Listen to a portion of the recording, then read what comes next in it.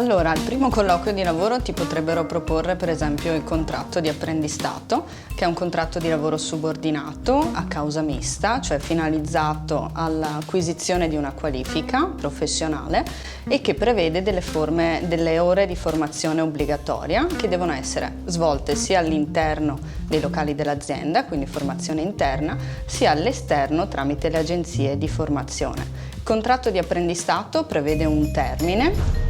Il lavoro somministrato viene chiamato normalmente lavoro interinale, è il lavoro con un'agenzia per il lavoro. Significa che c'è un soggetto in più rispetto alla maggior parte dei rapporti di lavoro perché c'è il lavoratore, l'azienda dove vado a lavorare e l'agenzia con cui ho il contratto. Quindi 3 soggetti al posto di 2. Può essere a tempo determinato, può essere a tempo indeterminato.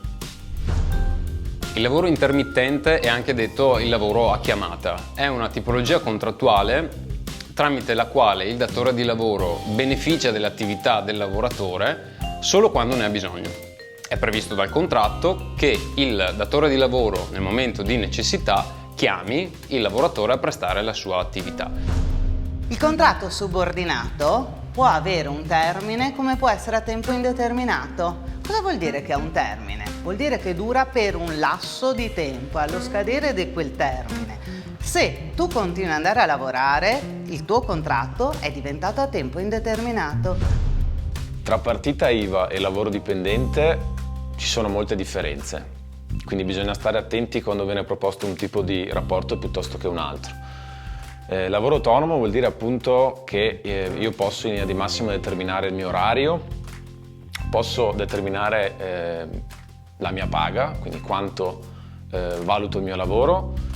Lavoro soprattutto con i miei mezzi, quindi il mio computer, la mia macchina e quant'altro. Dipendente vuol dire che ho un orario determinato da qualcun altro, una paga che è generalmente fissa e devo fare quello che il datore di lavoro mi dice di fare.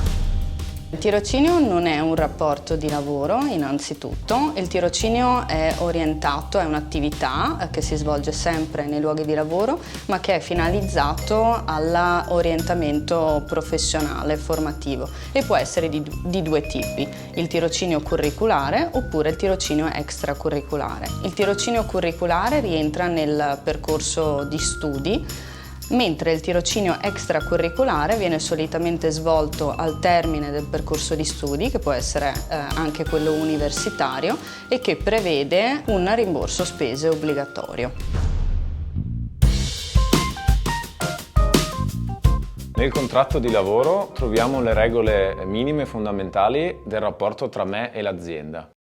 Il contratto collettivo nazionale di lavoro è un accordo sottoscritto tra le associazioni nazionali dei datori di lavoro e i sindacati dei lavoratori e stabilisce le regole minime che si devono applicare all'interno di tutto il territorio nazionale per i datori di lavoro e i lavoratori.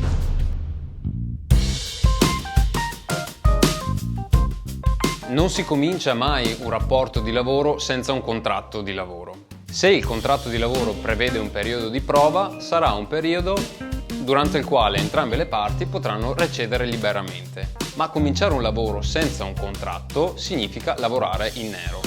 Devi stare attento a leggere molto attentamente tutto quello che firmerai di fronte al datore di lavoro. La lettera di assunzione contiene delle informazioni molto importanti e con la sottoscrizione tu le stai accettando, per cui stai molto attento e prendi copia di tutti i documenti che sottoscrivi con il datore di lavoro. Il sindacato esiste per tutelare i diritti dei lavoratori. Quando avrai la lettera di assunzione in mano, ti consiglio di consultare un collega sindacalista della CISL della tua zona per fare in modo che verifichi la correttezza di quanto indicato sulla lettera di assunzione e per aiutarti a capire se quanto proposto fa per te. Noi facciamo questo, mettiamo in parole semplici un mondo giuridico, un mondo fiscale, un mondo di contrattazione. Penso che una telefonata prima di firmare, che esprime il tuo consenso, che tu ti impegni a fare delle cose, io la farei.